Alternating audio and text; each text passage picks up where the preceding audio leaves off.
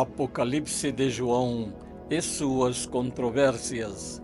Autor Santelmo. Capítulo 3, terceira parte. Considerações e explanações. Primeiro fato: as profecias. Nascimento do dragão vermelho. A igreja. As profecias. Capítulo 12, versículo 3. Depois apareceu outro sinal no céu, um grande dragão vermelho. Versículo 9. Foi então precipitado o grande dragão, a primitiva serpente, chamado Demônio e Satanás, o sedutor do mundo inteiro. Foi precipitado na terra e com ele os seus anjos. Versículo 12. Mas, ó terra e mar, cuidado, porque o demônio desceu para vós, cheio de grande ira, sabendo que pouco tempo lhe resta. Versículo 17. Este, então, se irritou contra a mulher e foi fazer guerra ao resto de sua descendência, aos que guardam os mandamentos de Deus e têm o testemunho de Jesus. Terceira aparição da Senhora de Fátima. Virei pedir a consagração da Rússia ao meu imaculado coração e a comunhão dos primeiros sábados.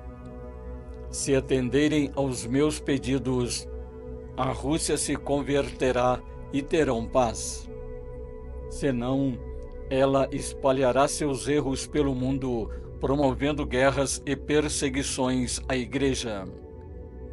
Os bons serão martirizados e o Santo Padre terá muito o que sofrer. Várias nações serão aniquiladas. O nascimento do dragão vermelho.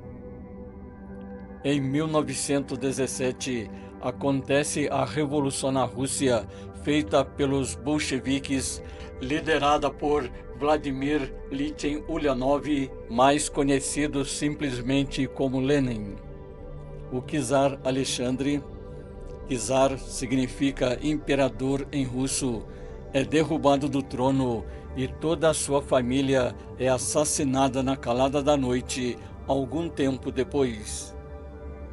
Isso por vingança de Lenin, pois seu irmão foi condenado à morte por ordem do czar. Seu irmão liderava o movimento contra o governo e, nesse período, o czar sofre um atentado. O movimento é acusado de responsável pelo atentado e o líder do movimento é condenado à morte. Lenin instala um governo provisório junto com os bolcheviques, mas não assumem o poder. Há um vazio na revolução. Então, Lenin aproveita da situação do momento e implanta o comunismo. Portanto, a Revolução Russa não foi uma revolução realizada pelos comunistas. Como o povo estava ficando insatisfeito com o governo provisório dos bolcheviques, o Partido Comunista aproveita a brecha e, como vários apoiadores de Lenin participavam do governo provisório, resolvem assumir o poder. Assim acontece. O Partido Comunista assume o poder e o governo definitivamente. Mas, em 1922, Lenin sofre um derrame. E nesse mesmo ano é formado o Partido da União das Repúblicas Socialistas Soviéticas. Lenin é seu primeiro secretário.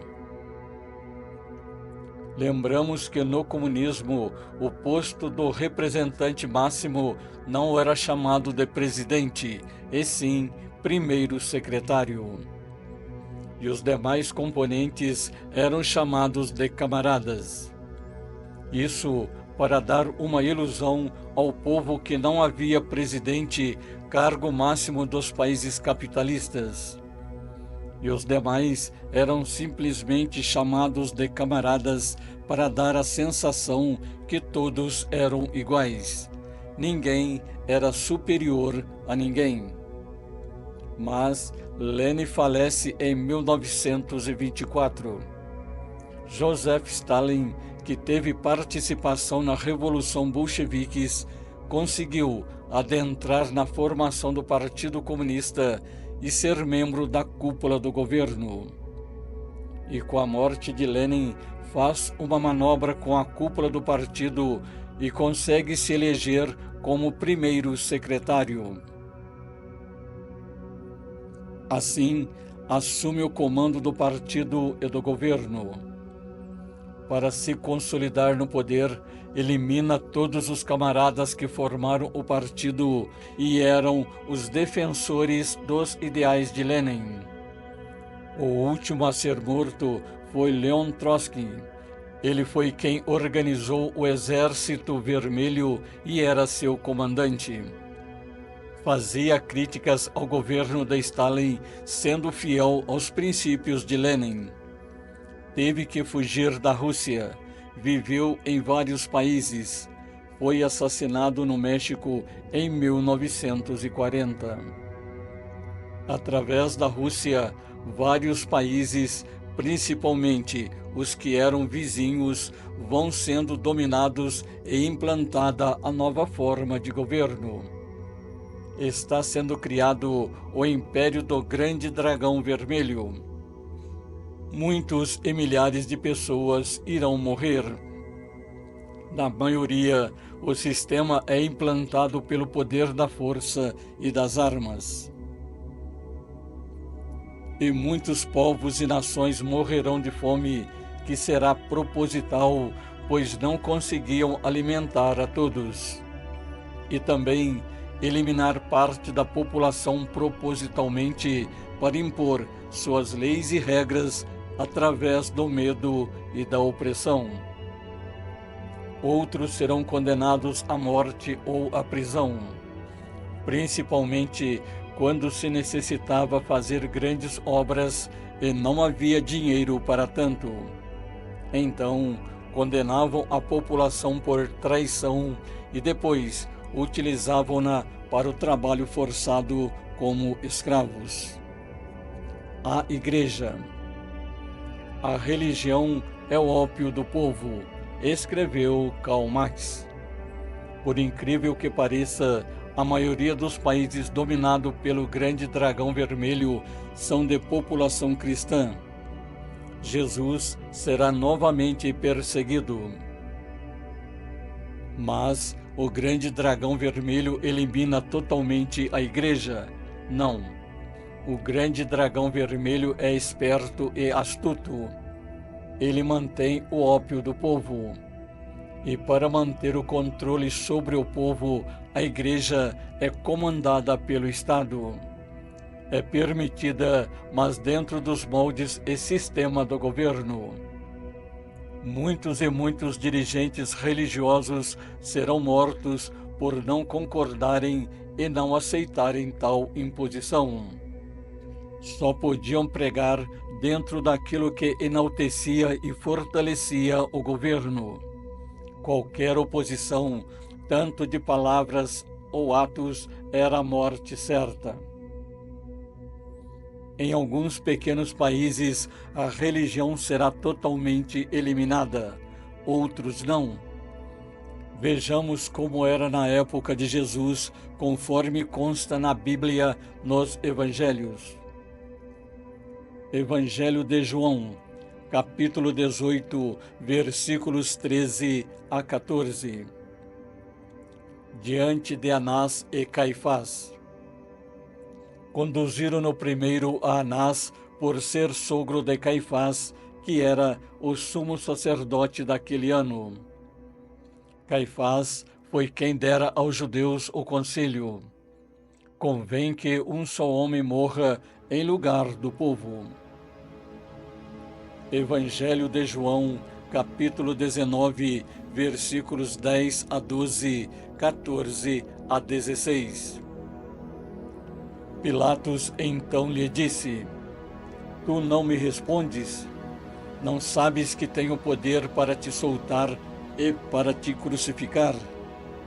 Respondeu Jesus: Não terias poder algum sobre mim se de cima não te fora dado. Por isso, quem me entregou a ti tem pecado maior. Desde então, Pilatos procurava soltá-lo, mas os judeus gritavam: Se o soltares, não é amigo do imperador, porque todo o que se faz rei se declara contra o imperador. Era a preparação da Páscoa, cerca da hora sexta. Pilatos disse aos judeus: Eis o vosso rei. Mas eles clamavam: Fora com ele, fora com ele, crucificai-o. Pilatos perguntou-lhes: Hei de crucificar o vosso rei? Os sumos sacerdotes responderam: Não temos outro rei senão César.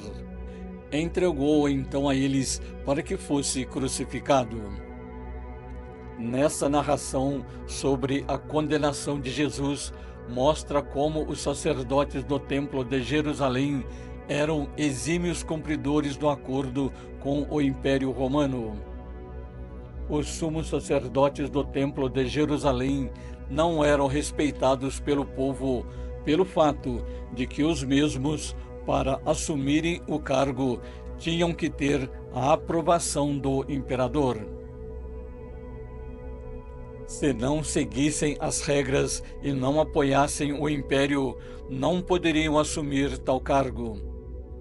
E o que é narrado pelo evangelista mostra muito bem isso. Colocam até o governador na parede.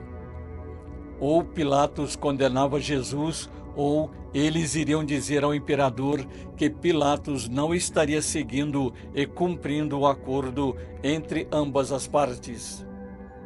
Com isso, Pilatos poderia ser deposto do cargo e considerado traidor. Ele tenta mais uma vez tirar Jesus da condenação, colocando que não queria crucificar o rei deles. Mas os sacerdotes dizem que o rei deles é o imperador.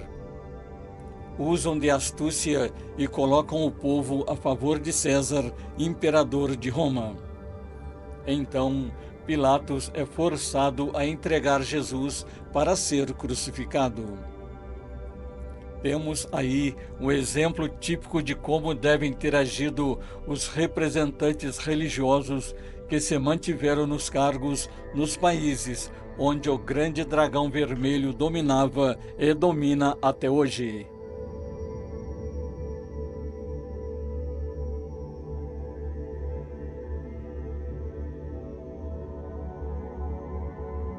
Quer desvendar os mistérios do Apocalipse?